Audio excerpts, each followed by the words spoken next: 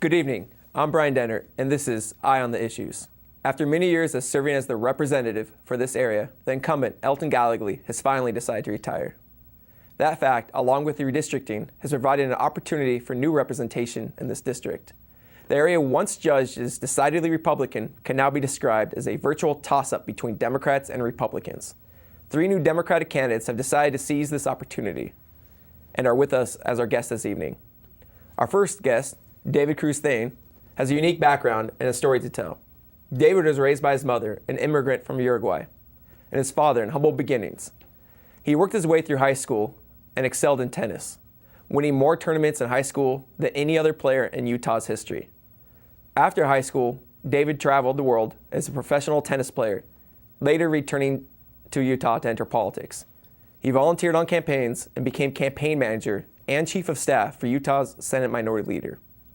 Later in 1998, he moved with his wife Katie and their son Cruz to this area and quickly landed a coaching position at the local tennis club. David has produced 2 award-winning documentaries and grew his private teaching practice into a thriving small business. Looking for a better tomorrow, David Cruz Thayne is now running for the 26th Congressional District. Welcome, David. Thank you. Our next guest, Ventura County Supervisor Steve Bennett, grew up in Indianapolis and attended Brown University, where he received an honors degree in economics. Later, he received a master's in teaching at Butler University and spent 20 years as a high school teacher and administrator at Nordhoff High School in Ojai. He served 1 term on the Ventura City Council and was the co-author of the SOAR initiative that has dramatically slowed urban sprawl in Ventura County. He also authored the campaign contribution law that has dramatically decreased the role of big money in elections for county supervisors. He has served 3 terms on the Ventura County Board of Supervisors, where he has helped to increase the budget reserve from 0 to 10%. Thank you for joining us, Supervisor Bennett. Our third guest, Moore Park City Council member David Pollock, grew up in Southern California and worked his way through high school, acting in commercials and movies like the classic Bad News Bears. David Pollock has earned an MBA at UCLA and went on to work in the aerospace industry, becoming an industry expert on NASA. Later, as a father of 2 children, he became chairman of the school district's Committee for Effective Schools and served for 15 years on Moore Park's Board of Education, during which Moore Park schools earned a national reputation for academic excellence. He ran for Moore Park City Council and won, and as a council member has promoted smart growth development, pushed for affordable housing, and for the Ruben Castro Human Services Center for families in need. He's running for Congress on a platform committed to smart growth and job creation, excellence in public education, and preserving the high quality of life in Ventura County. Welcome, Councilmember Pollock. The questions tonight have come to us from the Democratic Club. The first question that we have is for Supervisor Bennett. Why are you running? And I just remind you, there we go. Thank you, Brian, about your timer. Brian, there are 2 major reasons why I'm running for office, why I think voters should vote for me. One, I have a proven track record of leadership that's been in the best interest of the citizens of Ventura County, where I've challenged special interest. You referred to some of those things in my introduction. And the second thing is, I think since I've announced, I've demonstrated some of the most important things in terms of electability, things that we know we'll need to be able to beat a candidate like Tony Strickland next fall.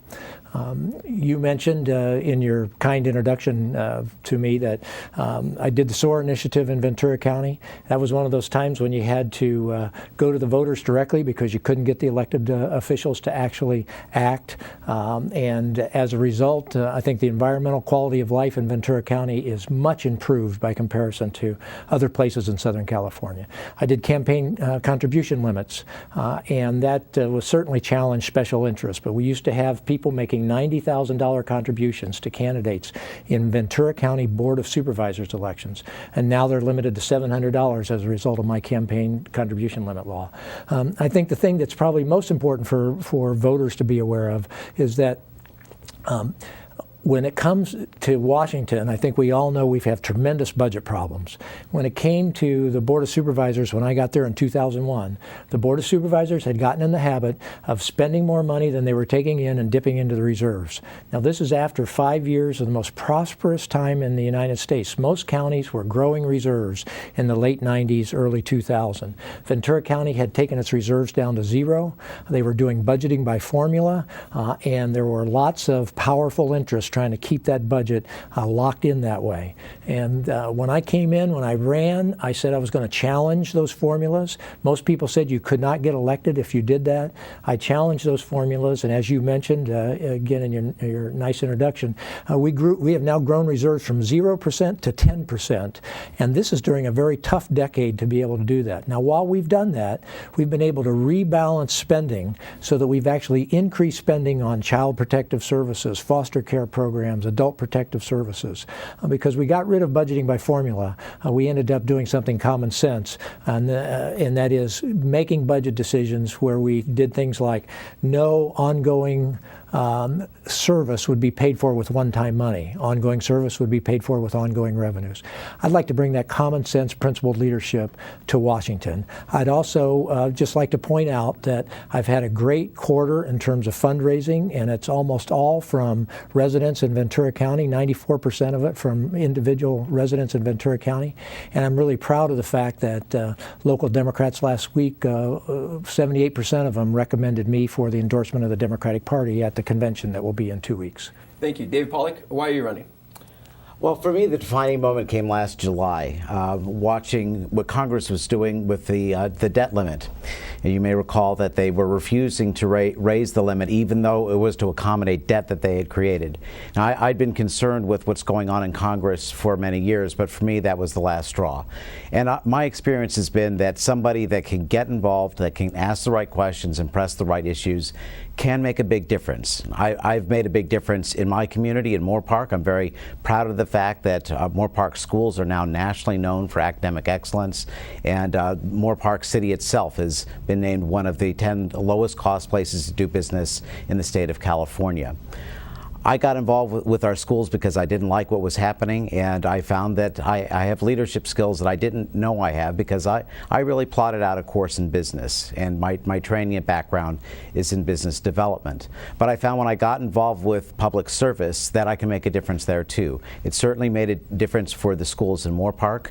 It made a difference in the county. I was president of the Ventura County School Boards Association for 3 years, and I became the first school board member from Ventura County to become president of the California School Boards Association.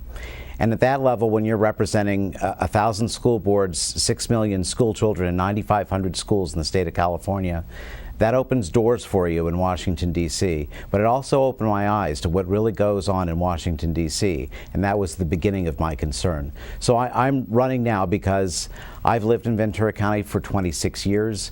All that time, we've had a Republican member of Congress. I have never felt that my interests were being best served by that representative, and I want to return good constituent representation to Ventura County, even for the people that may not share my views.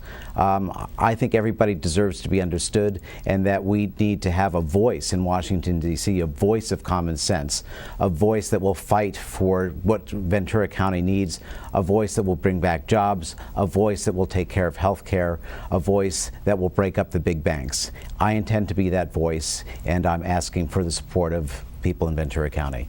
Thank you. David, why are you running? Well, first of all, I just want to take a moment and thank everybody, Sue, Gunther, and all those who, Jody, and you, Brian, for putting this on. And this is an important dialogue and discussion that needs to take place. And I also want to thank Steve and David for being here. My name is David Cruz Thayne. The reason I'm running, I feel like I bring a different perspective, a fresh perspective to this race. You see, I'm the only one in this race that's not an elective office holder. I run a small business. I feel like I understand what working class families and middle class families are going through. See, in this country, I feel like our political system is broken. We keep electing these career politicians that are completely disconnected with what's going on, and we send them to the most disconnecting place on the planet, which is Washington, D.C., and then we scratch our heads and wonder what went wrong. I think that we need to elect more people who are a little bit more living and breathing in this real economy. I'm the only one in this race that has to wake up and try to figure out how to provide for my wife and my 4 kids. And I'm also very concerned about the direction of this country and the education system. My 4 kids, 3 of them attend school here locally, Lindero Junior High, which is down the block, and White Oak Elementary, which is close by. And but I'm here to try to bring a voice for middle-class Americans back in Washington, D.C., and working-class families.